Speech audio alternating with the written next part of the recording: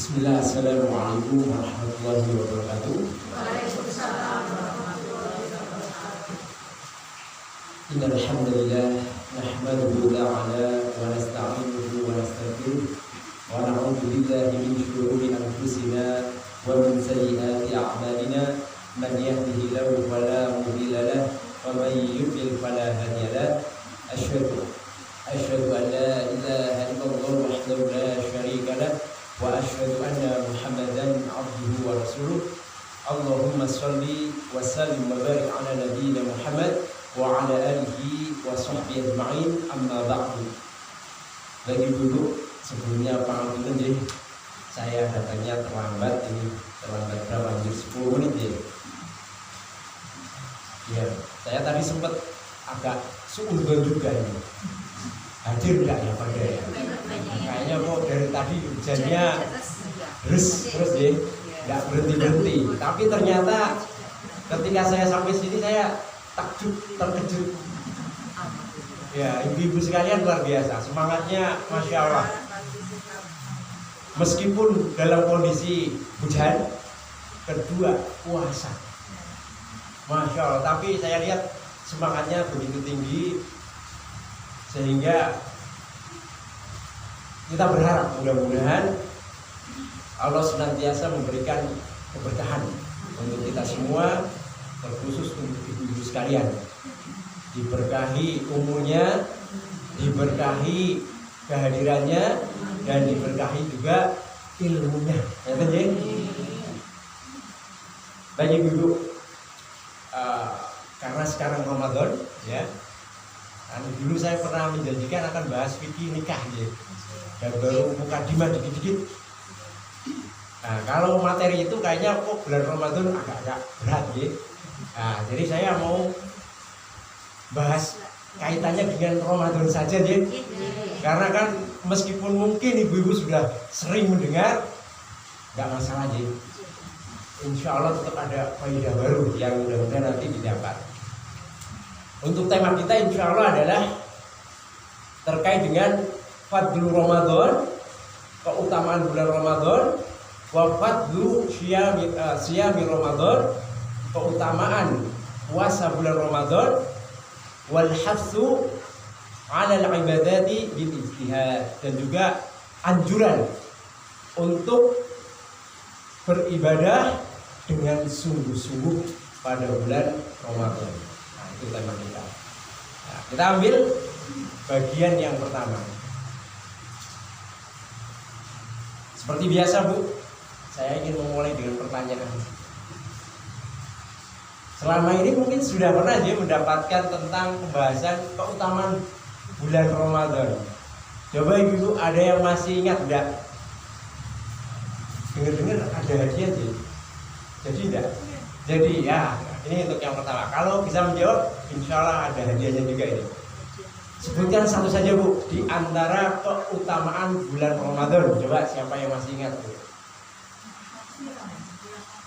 Bulan Maghfirah, Masya Allah. Baik. Ya, terus ada lagi? Oh, cuma satu ya? Ini ada berapa? Jadi, baik. Satu dulu ya. Baik, tadi ibunya menjawab di antara keutamaan bulan Ramadan yaitu bulan Maghfirah atau bulan ampunan. Ya. Laras ya, Bu. Nanti itu Mbak siapa? Ibunya Bu siapa, Bu? Bu Tia nanti mendapatkan hadiah insyaallah. Tia. Baik, di sini ya saya akan menyebutkan hanya 3 saja, nggak usah banyak-banyak. Karena tadi kan temanya banyak, jadi saya sebutkan 3. Ibu-ibu, untuk fadlu Ramadan, keutamaan bulan Ramadan, ya, yang pertama adalah fihi unzilal Quran. Jadi di dalamnya itu bulan diturunkannya Al-Quran. Hal ini sebagaimana firman Allah Subhanahu wa taala, "Syahrul Ramadan alladzi unzila fihil Qur'anu hudan lin-nasi wa bayyinatin minal huda wal furqan." Ya, sebagaimana pada surat Al-Baqarah ayat 185, ya. Jadi bulan Ramadan adalah bulan diturunkannya Al-Qur'an sebagai petunjuk untuk manusia dan penjelas atas petunjuk tersebut dan sebagai pembeda antara hak yang batil. Jadi bulan Ramadan itu adalah bulan apa, Bu? Diturunkannya Al-Qur'an. Saya tanya nih, Bu. Maksudnya apa, Bu? Bulan diturunkannya Al-Qur'an. Apakah dulu Al-Qur'an itu datang ke Nabi Muhammad wahyunya sampai langsung pada setiap bulan Ramadan atau gimana, Bu? Gimana, Bu? Kok bisa disebut Syahrul Ramadan adalah bulan di mana diturunkannya Al-Qur'an? Apakah dulu Nabi Muhammad ketika mendapatkan wahyu dari Allah mesti pas bulan Ramadan? Pertama kali. Ada yang lain menjawab? Apa, Bu? Kira-kira apa, Bu? Pernah mendengar mungkin? Ya, jadi kenapa kok bisa disebut dengan ya bulan Ramadan itu adalah bulan diturunkannya Al-Quran? Karena, Bu, jadi Al-Quran itu ya dari Lauhul Mahfuz turun ke langit dunia itu pada bulan Ramadan, pada saat malam Lailatul Qadar. Setelah itu tidak langsung turun wahyunya ke Nabi Muhammad secara langsung, tapi berangsur-angsur. Kemudian ketika sudah berada di Baitul Izzah, ya, di langit dunia, Al-Quran itu turun berangsur-angsur. Selama berapa tahun, Bu? Berapa? 13 atau 23? 22 tahun. Sekitar 23 tahun gitu ya. Nah, sekitar 23 tahun. Turunnya memang dari Lauhul Mahfuz ke langit dunia bulan Ramadan pada saat malam Lailatul Qadar. Tapi Nabi Muhammad menerima wahyu ya dari ayat-ayat suci Al-Qur'an secara berangsur-angsur selama sekitar kurang lebih 23 tahun. Apakah setiap bulan Ramadan itu diberikan wahyunya? Tidak. Jadi kadang juga bukan pas bulan Ramadan. Seperti itu. Bisa dipahami sekarang? Ya, makna kenapa kok Al-Qur'an bulan Ramadan dikatakan bulan diturunkannya Al-Qur'an? Karena asalnya itu, jadi seperti itu. Bisa dipahami sekarang? Baik. Itu ya, Bu. Itu yang pertama, Bu. Di antara keutamaan bulan Ramadan, bulan diturunkannya Al-Qur'an. Nah, nanti kita rinci lagi di pembahasan ibadah apa saja ya, insyaallah terkait dengan Al-Qur'an. Kemudian keutamaan kedua. Apa keutamaan kedua, Bu? Terkait dengan keutamaan bulan Ramadan yang kedua. Yang kedua adalah fihi ya tufattahu abwabul jannah. Ya, kemudian wa tughallaku abwaban nar wa tusaffadu syayatin. Jadi bulan di mana pintu-pintu surga itu dibuka. Ya, jadi bulan Ramadan itu bulan di mana pintu-pintu surga dibuka. Kedua, bulan di mana pintu neraka juga ditutup. Ya, dan ketiga adalah bulan di mana setan-setan itu dibelenggu. Ya. Dalam hadis lain, ya, atau tadi bagian kedua ya, dalilnya sekarang. Dalilnya apa? Dalilnya adalah sebagaimana hadis dari Abi Hurairah radhiyallahu anhu, bahwasanya Rasul sallallahu alaihi wasallam bersabda, idza jaa ramadhanu futihat abwabul jannah. Jadi apabila datang bulan Ramadan, maka pintu-pintu surga akan dibuka. Wa ghuliqat abwabun nar, dan akan ditutup pintu-pintu neraka. Wa sufidat syayatin, dan para setan akan dibelenggu. Pertanyaan saya, saya suka bertanya, Bu. Kenapa, Bu? Setan kan dibelenggu. Setan dibelenggu. Ada maksiat enggak di bulan Ramadan? Ada enggak? Ada. Tetap ada. Kok bisa, Bu? Nah, tadi kan dalam hadis disebutkan selain surga pintunya dibuka, neraka pintunya ditutup, setannya dibelenggu. Kenapa masih ada maksiat? Ayo, kira-kira kenapa, Bu? Padahal setannya dibelenggu ini. Masing-masing nafsu. Bagus, masya Allah. Berhak kita mendapat hadiah nanti, ya. Ibunya, Bu? Hah? Bruno. Ah, itu salah satunya. Apa lagi? Alasannya apa lagi? Ya? Beriman. Beriman? Tidak mempunyai iman. Tidak mempunyai. Berbuat maksiat. Iya, karena hawa nafsu itu ya, Bu ya, kaitannya. Baik, saya jelaskan. Kenapa kok tadi disebutkan di bulan Ramadan setan-setan dibelenggu, tapi kenyataannya kadang maksiat ya.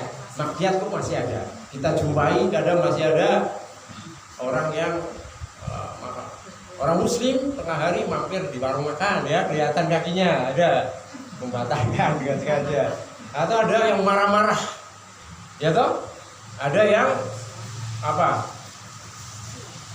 Namimah, gibah, mengumpat, ngomongin orang, ada masih ya, tapi ibu di sini enggak.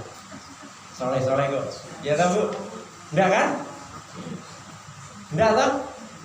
Enggak, alhamdulillah. Ya, terkadang kenapa masih ditemukan seperti itu. Ya, ini ada beberapa hal ya dijelaskan oleh ulama. Tadi salah satunya apa yang disebutkan ibunya tadi. Jadi salah satunya menurut pendapat ulama karena meskipun setan-setan itu dibelenggu ya secara hakiki ya sebagaimana dalam dzahir hadis, tapi kan maksiat kadang muncul dari faktor lain. Manusia ditakdirkan punya hawa nafsu. Ya, kadang setan kan cuma ngompor-ngompori gitu ya. Jadi menghiasi perbuatan jeleknya jadi baik begitu ya. Itu. Manusia pada dasarnya diciptakan itu memiliki hawa nafsu. Itu yang pertama. Kedua, kadang kan kita dengar ada namanya setan dari jenis manusia. Dibelenggu enggak? Enggak. Kadang temannya yang goda. Ayolah. Itu orang itu seperti itu. Udah, jauhi saja. Itu kan sukanya begini begitu ngomongin. Jadi apa? Jadi apa ya istilahnya? Jadi kompor. Ya, jadi sifat-sifat syaitan itu ada dalam diri manusia itu sendiri seperti itu. Meskipun setannya dibelenggu, tapi kan dari kalangan manusianya tidak seperti itu ya. Itu tadi masuk bagian yang pertama. Ada juga yang berpendapat jadi yang dibelenggu itu hanya pentolan-pentolan setannya. Iya. Jadi setan-setan yang punya pengaruh kuat itu dibelenggu. Tapi setan-setan yang masih kroco enggak, sehingga mampu kadang menggoda. Meskipun level godaannya enggak berat, enggak tinggi. Ada pendapat seperti itu, Bu, masalahnya. Jadi saya sampaikan saja biar kok bisa ya setan dibelenggu kok masih ada maksiat. Biar wawasannya tambah ya, Tanjin. Terus berikutnya diantaranya juga pendapat mengatakan itu makna kiasan. Jadi kan kalau kita bulan Ramadan itu kita biasanya digampangkan untuk apa? Ibadah, sholat, ya ngaji, sedekah, zikir biasanya dimudahkan. Dia betul. Puasa terlebih. Nah pada saat itu kan dalam makna kiasan setan terkekang, godaannya nggak mampu merontokkan kita di situ. Jembatan. Nyatanya kita berusaha kuat untuk berpuasa sampai sore dari pagi, begitu. Maka kiasan. Jadi artinya ketika kita berusaha ya menjaga adab-adab puasa ya, syarat rukunya, kemudian secara otomatis apa? Setan itu tidak mampu menggoda atau godaannya tidak apa? Tidak menembus kita. Jadi seolah-olah terbelenggu, gitu ya? Seperti itu. Jadi godaannya nggak kuat. Nah itu bisa dipahami Bu. Nah itu ya. Jadi monggo. Jadi jangan bingung. Ini katanya setan dibelenggu kok masih ada maksiat. Nah itu alasannya tadi. Nah, di antaranya itu. Nah, jadi insya Allah nggak bingung lagi ya Bu ya. Nah, itu. Kemudian ketiga, nah terakhir dari keutamaan bulan Ramadan. Yang ketiga adalah al-umratu fihi ta'dilu hajjatan. Jadi umrah pada bulan Ramadan nilainya seperti berhaji. Nah, kalau kita umrah di bulan Sya'ban nggak seperti haji Bu. Ya, atau kita umrah di bulan Syawal. Atau umrah di bulan apa lagi? Rajab misalkan. Enggak seperti haji. Tapi kalau kita umrohnya nanti dimudahkan oleh Allah rezekinya ya, kemudian bisa pergi umroh di bulan Ramadan, nah, takdilu apa? Hajjatan. Jadi senilai dengan orang yang berhaji. Ya, pahalanya bisa seperti orang yang berhaji. Tentunya harus dengan apa Bu? Niat, ya toh? Yang ikhlas karena Allah, jangan biar dibilang apa Bu? Haji. Jangan. Ada loh Bu seperti itu. Ya, niat haji, niat umroh biar dibilang dapat gelar tambahan. Nah, itu juga hati-hati. Jangan sampai tidak seperti itu. Karena mengotori niat merusak ibadah, pahalanya jadi hancur. Ya. Nah, tidak ada artinya. Sudah mahal-mahal lagi kan? Butuh biaya besar, butuh tenaga ekstra, meninggalin keluarga, karena niatnya rusak, nggak dapat apa-apa di sisi Allah. Ya betul, kadang di manusia haji, tapi di mata Allah nggak dapat apa-apa. Sayang, ya ya tetap menguruskan. Nah, itu Nah itu diantara 3 keutamaan di bulan Ramadan. Ya, atau fadlu syahri Ramadan, keutamaan bulan Ramadan. 3 saja Bu. Nah, kemudian berikutnya saya akan membahas terkait dengan keutamaan fadlu siyami syahri Ramadan, keutamaan puasa di bulan Ramadan. Nah, ini juga sedikit saja biar cukup. Sudah setengah 6. Bukanya jam berapa? Aduh, kok sudah tanya buka.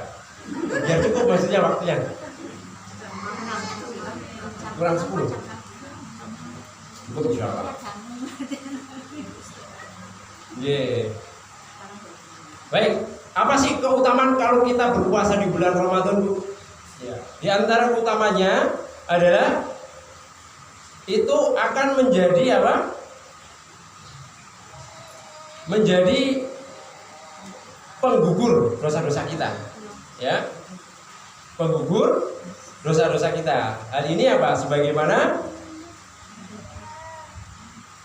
sabda Nabi SAW dari Abu Hurairah radhiyallahu anhu, beliau bersabda, ya Rasulullah SAW bersabda, as-shalawatul khamsu al-jumu'ah wal jumu'ah ilal jumu'ah wa Ramadan ila Ramadan mukaffiratun ma bainahunna idza jtanaba al-kaba'ira.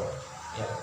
Jadi sholat 5 waktu, Jumat ke Jumat berikutnya, Ramadan ke Ramadan berikutnya, hal itu akan menggugurkan kesalahan-kesalahan di antara keduanya. Nah, jadi bulan Ramadan kemarin dengan sekarang bisa tergugurkan.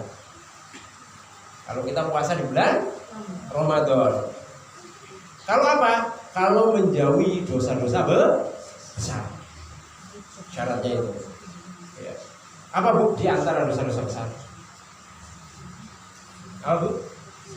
Syirik. Bagus. Terus Kalau nyebutin dua perhatian ya Pak. Nah, coba satunya Pak, syirik, bagus. Zina, ya, zina termasuk ya dosa besar. Bagus, ibunya. Namanya sinten Bu? Bu Titin. Bu Titin ya Pak ya. Bagus. Ya, termasuk diantaranya dosa-dosa besar adalah berbuat syirik kepada Allah. Ya, kita menyembah selain Allah, beribadah dengan niat untuk mencari ujian, ya, dari manusia, atau kita memberi sesuatu, ya, peribadatan kepada berhala, patung, pohon, sesaji, itu termasuk berbuat syirik, termasuk dosa besar. Kemudian juga di antara dosa besar adalah uququl walidain, durhaka kepada orang tua. Bahaya. Apapun kondisi orang tua kita, tetap kita berusaha menghargai, menghormati. Jangan sampai kita mencederai kehormatannya ataupun hatinya. Ya, kalaupun kadang kalau yang punya orang tua sudah sepuh, kadang itu diantara sifatnya kadang-kadang sebagian besar itu mudah tersinggung. Gimana? Mudah tersinggung. Kadang apapun yang kita lakukan kadang kurang pas.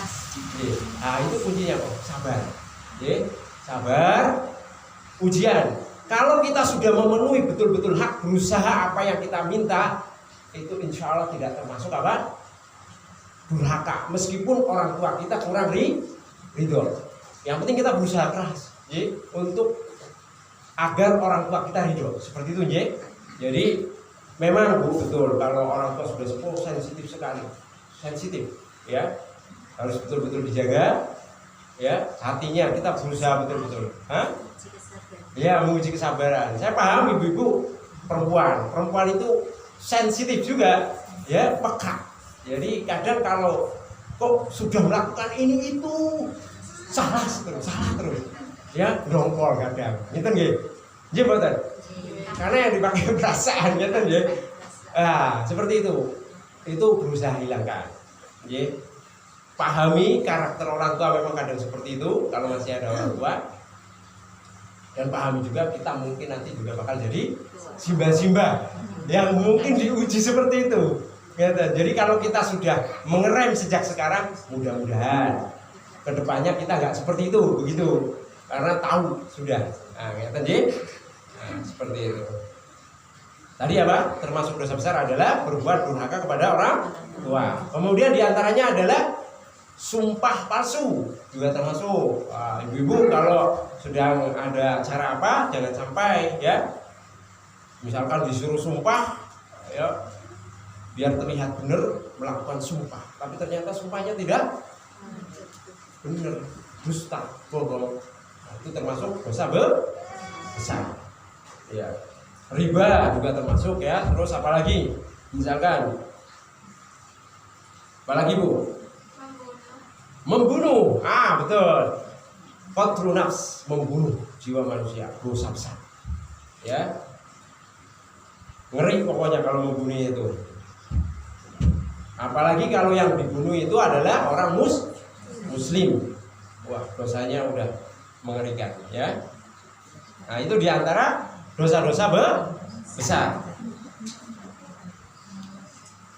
Nah, yang penting itu Bu, kalau ibu itu bisa menjauhi perbuatan dosa besar, kemudian kok puasa Ramadan alhamdulillah tahun kemarin lancar, sekarang lancar, besok dimudahkan juga, masih dikasih kesempatan hidup lancar, insya Allah dalam keadaan apa? Suci terus menerus. Dosa-dosanya tergugurkan, kesalahannya, ya. Kuncinya itu yang penting, jangan sampai berbuat dosa-dosa besar, gitu ya. Kedua, kita masuk kedua. Apa kedua? Di antara keutamaan puasa bulan Ramadan, ya. Di antaranya adalah min asbabi maghfiratiz dzunub, yaitu di antara sebab diampuninya dosa-dosa.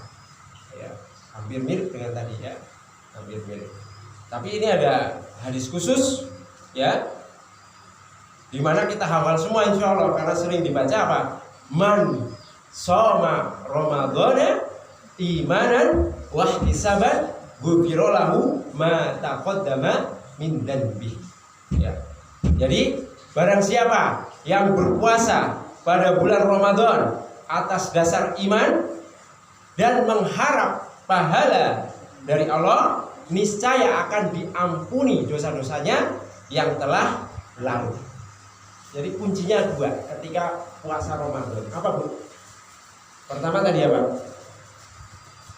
Karena dasar apa? Biar kita diampuni dosa-dosa kita yang telah lalu. Iman. Maksudnya apa? Atas dasar iman.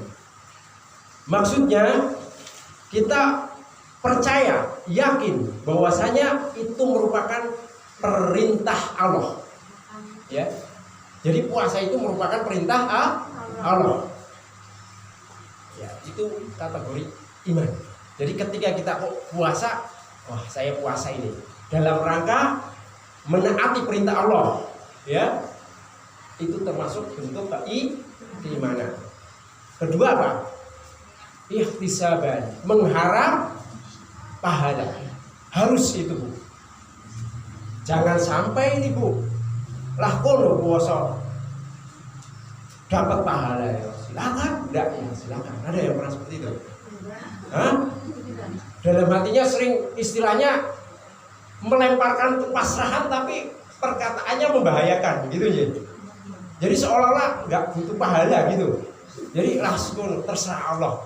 Dikasih pahala ya alhamdulillah, enggak ya enggak apa-apa. Gitu enggak Bu? Hah? Sering gitu enggak yo? Enggak, alhamdulillah. Berarti dalam hati saya puasa niat biar dapat pahala, gitu. Bagus, betul. Seperti itu, ya. Jadi ketika kita berpuasa harus niatkan tetap dapat pahala dari Allah. Ngerti nggih?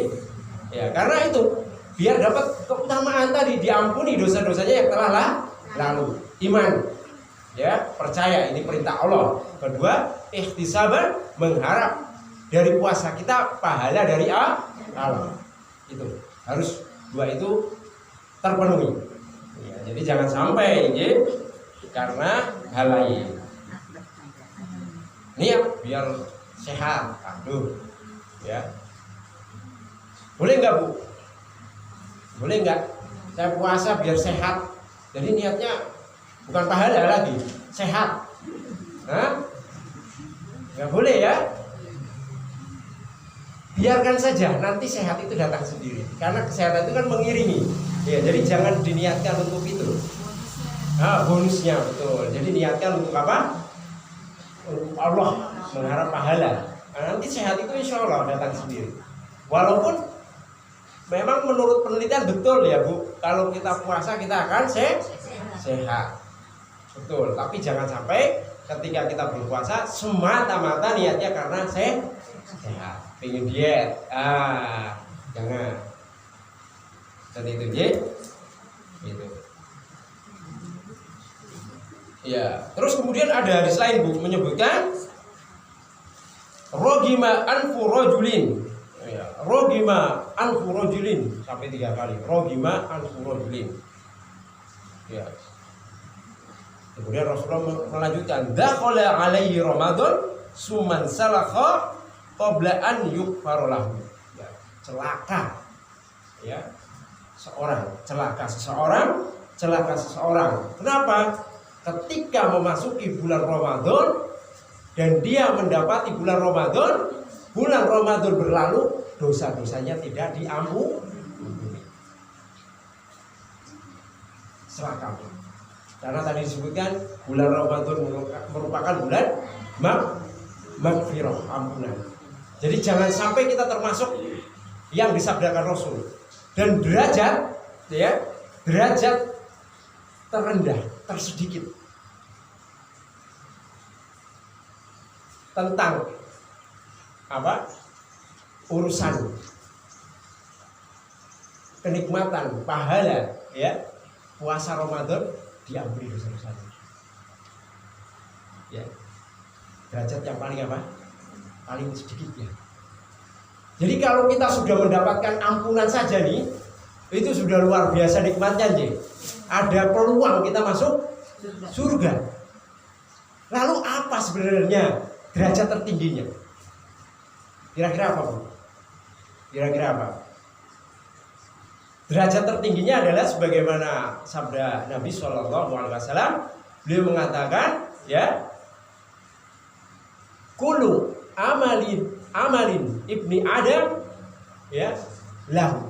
Jadi setiap amalan ibnu Adam untuknya, illa siyam, kecuali puasa. Fa innahu li wa ajzi bi. Jadi sesungguhnya itu untukku dan aku akan yang membalasnya. Ya, itu kata Allah Subhanahu wa taala. Ya. Jadi puasa Ramadan itu derajat tertinggi di antara pahala, ya, atau balasan yang akan kita dapatkan adalah Allah sendirilah yang akan membalasnya. Bukan sekedar ampunan. Kalau ampunan tadi masih akor, derajat terendahnya. Itu pun sudah luar biasa. Artinya apa, Bu? Ketika kita dimudahkan puasa di bulan Ramadan, ini sungguh luar biasa nikmatnya. Karena apa? Ketika itu Allah sendiri yang akan membalasnya. Lalu apa bedanya puasa ini bulan Ramadan dengan amalan yang lain? Kalau amalan Ramadan, ya, amalan Ramadan dengan ibadah-ibadah lainnya ada perbedaan. Ya. Kalau ibadah-ibadah lainnya itu bisa menjadi tebusan. Maksudnya apa? Ingat, nanti di hari kiamat ada namanya hisab, toh? Hisab. Saya pernah menzalimi ibu dengan ucapan, dengan perbuatan. Konsekuensinya apa, Bu? Saya belum minta maaf kepada ibu. Hah? Ibu nggak memaafkan saya, ya toh? Akhirnya apa nanti? Amal ibadah saya kasih ibu toh? Itu. Saya pernah mencuri misalkan di tempat ibu, nggak ngembaliin, nggak minta maaf, nggak minta keriduan. Di akhirat kelak saya akan membayar, Bu, dengan amalan yang saya pernah lakukan. Tapi selain dari amalan puasa, nggak bisa puasa digantikan. Besar nggak nikmatnya? Besar. Puasa tidak bisa digantikan. Khusus puasa. Khusus puasa. Makanya Puasa saja iya, puasa apa aja. Karena apa? Puasa itu terlebih Ramadan ya, karena puasa Ramadan kan puasa wajib. Puasa, coba siapa yang tahu tentang keikhlasan hati ini? Hanya kita dan Allah. Dan kalau kita puasa secara otomatis, kita puasanya pasti kebanyakan hanya untuk Allah. Jarang kita untuk berbuat syirik, untuk patung, untuk apa. Enggak, toh, Bu? Puasa untuk berhala. Karena orang kafir Quraisy dulu, orang musyrik puasa, tapi puasanya untuk berhala, bukan untuk Allah. Kalau kita orang Islam, saya yakin puasa pasti niat pamer untuk siapa pamer? Wong yang lain juga puasa, ya kan? Sama-sama puasa. Jadi jenis ibadahnya adalah batin antara kita dan Allah. Makanya Allah sendiri yang akan membalas. Begitu. Ibadahnya selain bentuk fisik juga batin kita ternyata ibadah juga yang luar biasa. Yang tahu hanya Allah. Ya. Coba, wong ibu aja misalkan, ya. Kalau nggak jujur misalkan, kalau nggak jujur, masak gitu kan, masak nggak ada orang kan, oh yang lain tidur, nyicipin sampai kenyang nyicipinnya, batal dong, ya, ditelan lagi kan, sampai kenyang kan otomatis ditelan. Ibu lanjutin puasa, saya yakin nggak ada yang tahu semua, ya nggak? kecuali Allah. Nggak ada yang tahu. Tapi apa ibu lakukan? Enggak. Iman. Ya. Hatinya takut kepada Allah. Batinnya beribadah kepada Allah. Nah, itu. Makanya itu balasannya langsung dari Allah. Saking utamanya ibadah puasa. Gitu. Ya. Jadi begitu. Nah, makanya itu kenapa ya puasa itu memiliki keutamaan yang luar biasa. Ya tadi singgungannya terkait dengan apa? Kalau ampunan merupakan akol darajat, jadi derajat terendah, sudah luar biasanya, apalagi yang kalau Allah langsung membalas dengan balasan yang kita belum bisa kita bayangkan nanti. Ya, bahkan kalau kita ingat nanti juga di surga kan ada kamar-kamar ya, Bu. Dimana kamarnya kalau dilihat dari depan belakangnya kelihatan, saking beningnya. Kalau dari belakang banyak kelihatan. Kemudian dijelaskan kamar itu untuk siapa diperuntukkan? Ternyata untuk orang-orang yang berpuasa. Pada nikmat, Bu. Ya. Dan nanti derajat di surga kan bertingkat-tingkat. Ya. Bertingkat-tingkat, tapi di sana meskipun misalkan saya kenikmatannya lebih rendah daripada ibu gitu ya, daripada ibu lebih rendah misalkan. Saya nggak iri, Bu, karena udah dihilangkan rasa iri itu. Dan bahkan nanti kan ada hadis juga diceritakan secara singkat saja. Jadi nanti ada di surga itu orang dikasih kenikmatan ya berupa apa? Kerajaan langit dan bumi, dan dia merasa dia orang yang paling nikmat. Padahal dia paling rendah derajatnya di surga. Udah seperti itu. Dan dia merasa paling tinggi. Coba. Artinya masih banyak derajat-derajat yang jauh lebih tinggi dari itu. Ya, yang kita berharap mendapatkan itu. Dekat dengan Rasul. Ingin dah, Bu? Ingin ya? Dengan para nabi, ya, para syuhada, orang-orang yang jujur, orang-orang yang tulus ikhlas. Ingin. Ya, di sana. Makanya terus berpacu, berlomba-lomba ya untuk melakukan kebaikan, terutama ini di bulan Ramadan. Ya, itu ya, Bu. Ya, kemudian ya di antara keutamaan yang ketiga adalah ya ini saya 3 saja lah, banyak, Bu, tapi 3 saja ya. Waktunya nggak cukup. Nanti saya ibadah belum saya bahas.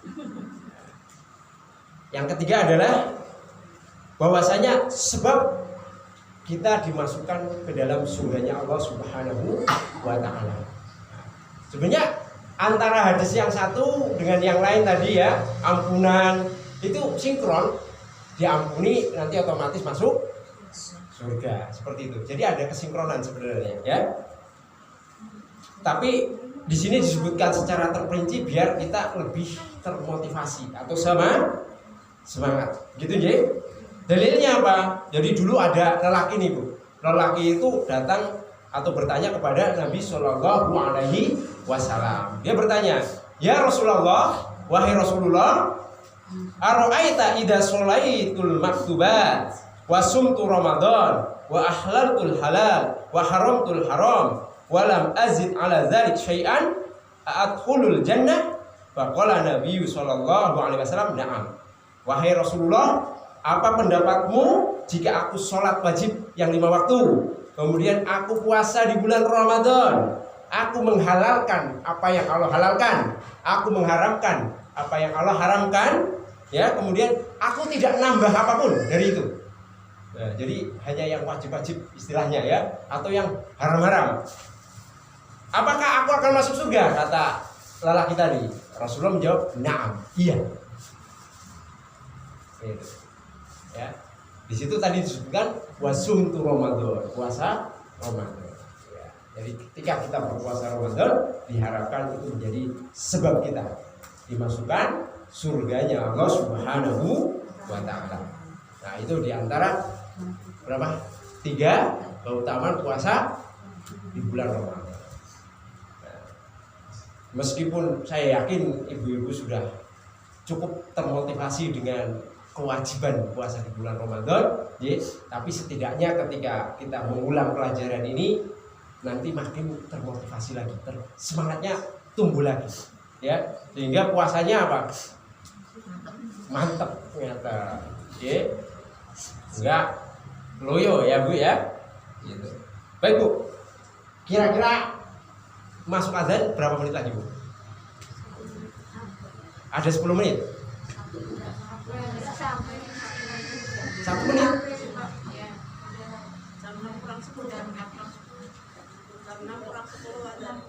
Oh ya udah, berarti kita nggak usah dilanjut ya Bu. Saya masih satu bab sebenarnya.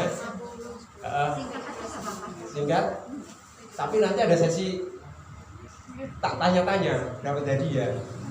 Nah, nanti nggak kenal.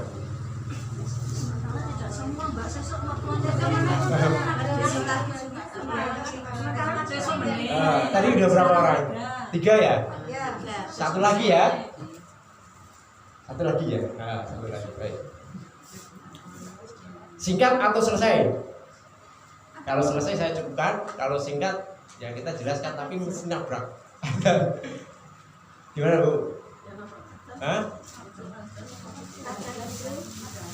Beratan? Kita cukupkan ya. Baik, baik ibu, kita cukupkan dulu karena waktunya sudah masuk untuk berbuka puasa. Saya pribadi saya mohon maaf atas segala kesalahan apabila ada tutur kata yang kurang berkenan di ibu sekalian, ada perbuatan yang mungkin membuat ibu tersinggung, sakit hati, saya mohon maaf. Saya manusia biasa, tentunya berpotensi banyak melakukan kesalahan. Kita ibu di bulan Ramadan ini mudah-mudahan kita selalu berusaha menyucikan hati kita. Seperti itu. Saya akhiri, wabillahi taufiq wal hidayah. Wassalamualaikum warahmatullahi wabarakatuh.